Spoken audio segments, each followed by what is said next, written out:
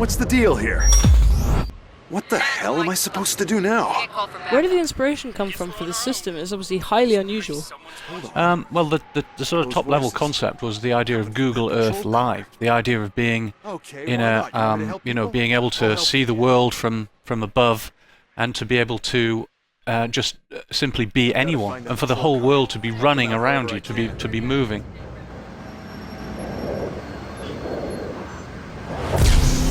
We've managed 23 miles per gallon today, Brandon. A North American record. Brace yourself for disappointment. Whatever do you mean, Brandon? Quite often when you shift into a car as well, you'll get some other character in the car. Okay, I told you it was either me or the car, Johnny. I want a divorce. Right, we're going to go over to this mission here. So this is the one that we just heard the voices of. It's a cop car, so we shift into that to find out what's going on in this world here. Stick with them, Bob. I'm trying. Any luck with the radio? Nah, the mic's busted. We can't call for backup. I guess we're on our own. Just pray someone's watching over us. All right, hold tight, partner. I'm pulling out all the stops. Let's reel him in. Land him, gut him, and fry him for supper. This is definitely a game with a sense of humour, isn't it? Yeah, well, what we've done with the characters, with this whole thing of Tanner having this ability, is at first he thinks, well, at first he's a bit scared about this ability, as you saw, but then he starts to get a bit arrogant with it and think that he's got this amazing super power almost. But Jones basically just takes the piss out of him and says, doesn't believe this, and it's then up to Tanner to prove it to Jones.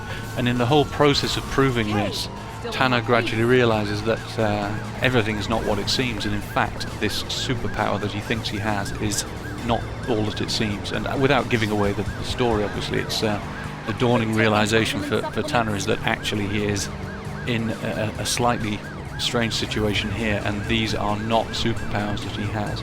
And it's all about the sort of the banter between the two characters. We deliberately don't take it too seriously, because it would be very easy to sort of be quite pretentious about all this. But we play it for laughs, we play it for jokes, and there's such a good opportunity for banter between Tanner and Jones, but also between the characters that you shift into, just random people on the streets. And because you shift into somebody, and Tanner has to very quickly work out, who am I, who is this passenger sat next to me, where are we going? Of course, he's usually in the middle of a mission, but it gives rise to some quite interesting and amusing banter between the characters, and there's literally hundreds of these characters in the world. So we're going to go to back to Tanner's car, which is still parked there opposite that chop shop. So you're talking again, huh? You shut up for so long, I figured you got brain damage. Or were you just trying to add something up without using your finger?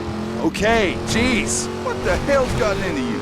See how far you can see in the distance as well. We draw all the world, we draw it all the way to the end, we don't fog it out.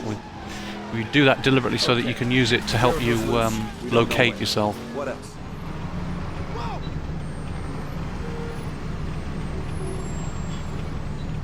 Yeah, find Jericho. That's what I gotta focus on. What is wrong with you? Isn't that what we've just been saying? Okay, Jericho caseboard. Start from scratch. What do we know? Jericho's escape was well planned, and he had help. Probably ex-military. This is where Tanner is starting to formulate the investigation.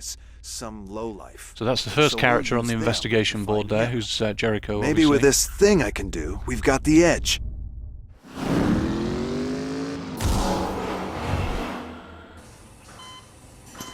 KEOC lunchtime. Your eyes on the. And you see the X-ray machine in the background, and that's what he's placing using as the investigation board. We follow the trail of destruction left in the wake of his dramatic escape to the scene where one brave officer was critically injured, trying to apprehend the fugitive. And now what we've done here is Tanner has, he's done a couple of missions. He's got a little bit stronger, and he's gained the next level of shift here. And so what we can do here with the right stick, we can now pull back, and that takes us up another level. So here we are now, still all running in 60 frames a second. We can go up and down, around. We can also go across buildings now, which, if you remember the level down there, we're limited to the roads only.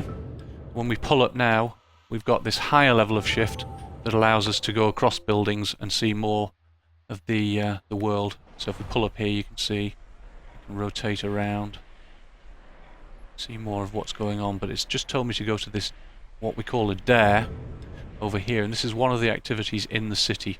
So let's go down here and see what this is here.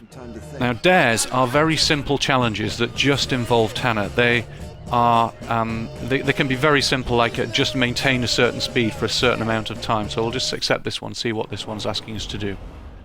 So drive 800 meters in 45 seconds, no hit, so don't hit anything. So very, very simple.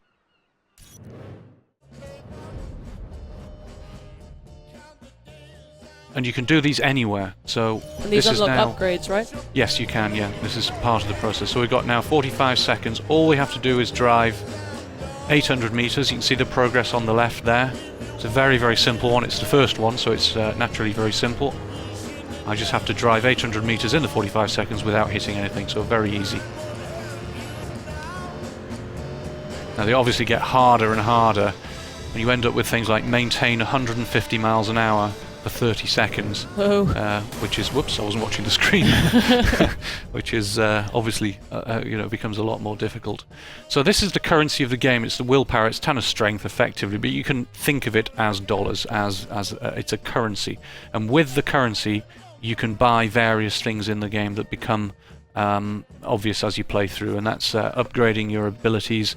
It's also purchasing cars, buying garages. You can put those cars into garages. So although you can come across any one of the 130 cars in the game at any time, just driving around, if you want to use a car specifically for one of these dares or one of these missions, then if you've bought the car and put it in your garage, you can shift into the garage, grab that car and take it to the specific dare.